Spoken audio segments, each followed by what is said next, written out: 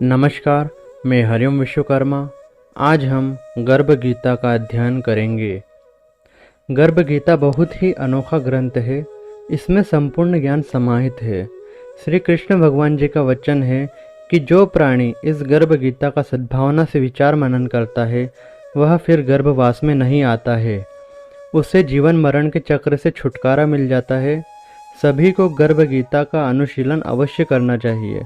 साथ ही मान्यता यह है कि जो गर्भवती महिला गर्भ गीता का श्रवण करती है उसका गर्भस्थ शिशु अच्छे संस्कार ग्रहण करता है। जन्म लेने के बाद वह आदर्श जीवन व्यतीत करता है। श्री गर्भ गीता। अर्जुनोवाच। हे कृष्ण भगवान, यह प्राणी जो गर्भवास में आता है वह किस दोष के कारण आता है? हे प्रभु जी, जब यह जन्मता है तब इसको जरा आदि रोग लगते हैं, फिर मृत्यु होती है। हे स्वामी, वह कौन सा कर्म है जिसके करने से प्राणी जन्म मरण से रहित हो जाता है? श्री भगवानोवाच। हे अर्जुन, यह मनुष्य जो है सो अंधा व मूर्ख है, जो संसार के साथ प्रीति करता है। यह पदार्थ मैंने पाया है और वह मैं पाऊंगा, ऐसी चिंता इस प्राणी के मन से उतरती नहीं। 8 पहर माया को ही मांगता है। इन बातों को करके बार बार जन्मता और मरता है। वह गर्भ विषय दुख पाता है। अर्जुनोवाच। हे श्री कृष्ण भगवान, यह मन मदमस्त हाथी की भांति है। तृष्णा इसकी शक्ति है। यह मन तो 5 इंद्रियों के वश में है, काम, क्रोध, लोभ, मोह और अहंकार। इन पांचों में अहंकार बहुत बली है। सो कौन यह है जिससे मन वश में हो जाए? श्री भगवानोवाच। हे अर्जुन, यह मन निश्चय ही हाथी की भांति है। तृष्णा इसकी शक्ति है। मन 5 इंद्रियों के वश में है। अहंकार इनमें श्रेष्ठ है। हे अर्जुन, जैसे हाथी अंकुश के वश में होता है वैसे ही मन रूपी हाथी को वश करने के लिए ज्ञान रूपी अंकुश है। अहंकार करने से यह जीव नरक में पड़ता है। अर्जुनोवाच। हे भगवान, जो एक तुम्हारे नाम के लिए वन खंडों में फिरते हैं, एक वैरागी हुए हैं, एक धर्म करते हैं, इनको कैसे जाने? जो वैष्णव है वे कौन है? श्री भगवानोवाच। हे अर्जुन, एक वे है जो मेरे ही नाम के लिए वनों में फिरते हैं, वे सन्यासी कहलाते हैं। एक वे है जो सिर पर जटा बांधते हैं और अंग पर भस्म लगाते हैं, उनमें मैं नहीं हूँ, क्योंकि उनमें अहंकार है। इनको मेरा दर्शन दुर्लभ है। अर्जुनवाच। हे भगवान, वह कौन सा पाप है जिससे स्त्री की मृत्यु हो जाती है? वह कौन सा पाप है कि जिससे पुत्र मर जाता है? और नपुंसक कौन पाप से होता है? श्री भगवानोवाच। हे अर्जुन, जो किसी से कर्ज लेता है और देता नहीं, इस पाप से उसकी औरत मरती है। और जो किसी की अमानत रखी हुई वस्तु पचा लेता है उसकी पुत्र मर जाते हैं।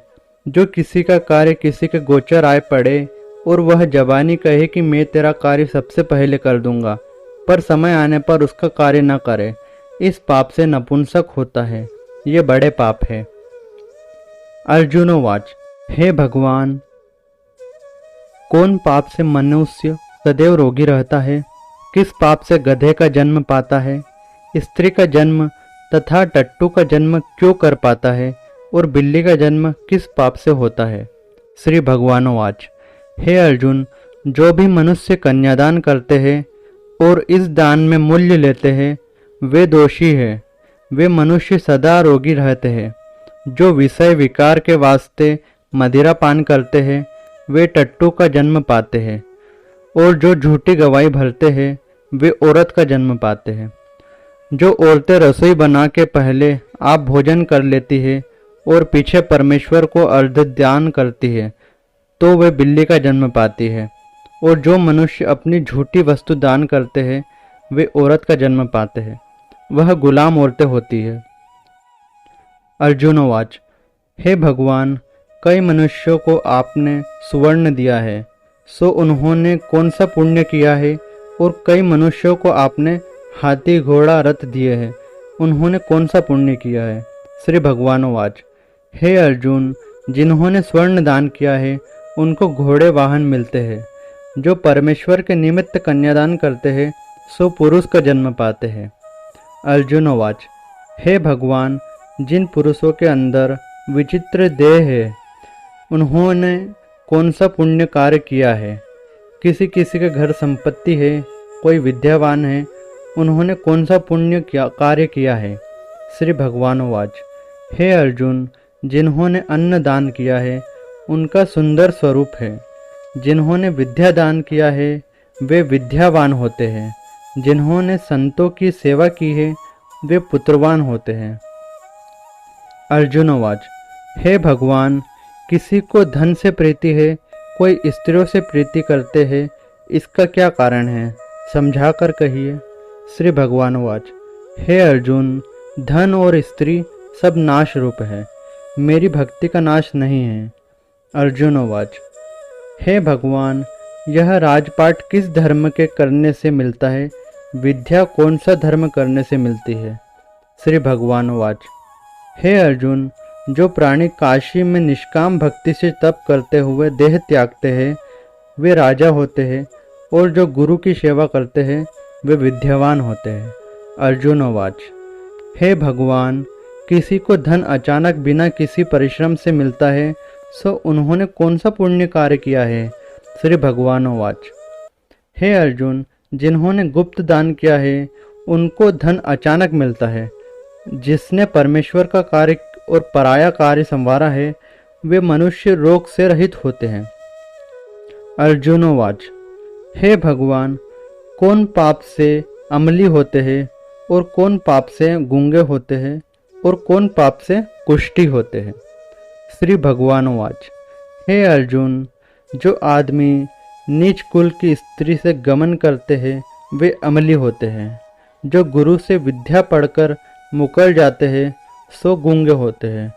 जिन्होंने गोघात किया है वे कुष्ठी होते हैं। अर्जुनोवाच। हे भगवान, जिस किसी पुरुष की देह में रक्त का विकार होता है वह किस पाप से होता है और दरिद्र होते हैं? किसी को खंड वायु होती है और कोई अंधे होते हैं तो कोई पंगु होते हैं, सो कौन से पाप से रहित होते हैं? और कई स्त्रियां बाल विधवा होती है तो यह किसी पाप से होती है? श्री भगवानोवाच। हे अर्जुन, जो सदा क्रोधवान रहते हैं उन्हें रक्त विकार होता है। जो मलिन रहते हैं वे सदा दरिद्री होते हैं। जो कुकर्मी ब्राह्मण को दान देते हैं उनको खंड वायु में होती है। जो पराई स्त्री को नंगी देखते हैं, गुरु की पत्नी को कुदृष्टि से देखते हैं सो अंधे होते हैं। जिसने गुरु और ब्राह्मण को लात मारी है वो लंगड़ा व पंगु होता है। जो औरत अपने पति को छोड़कर पराये पुरुषों से संग करती है सो वह बाल विधवा होती है। अर्जुनोवाच। हे भगवान, तुम पर ब्रह्म हो, तुमको नमस्कार है। पहले मैं आपको संबंधी जानता था, परंतु अब मैं ईश्वर रूप जानता हूँ। हे परम ब्रह्म, गुरु दीक्षा कैसी होती है सो कृपा कर मुझको कहो। श्री भगवानोवाच। हे अर्जुन, तुम धन्य हो, तुम्हारे माता पिता भी धन्य हैं जिनके तुम जैसा पुत्र है।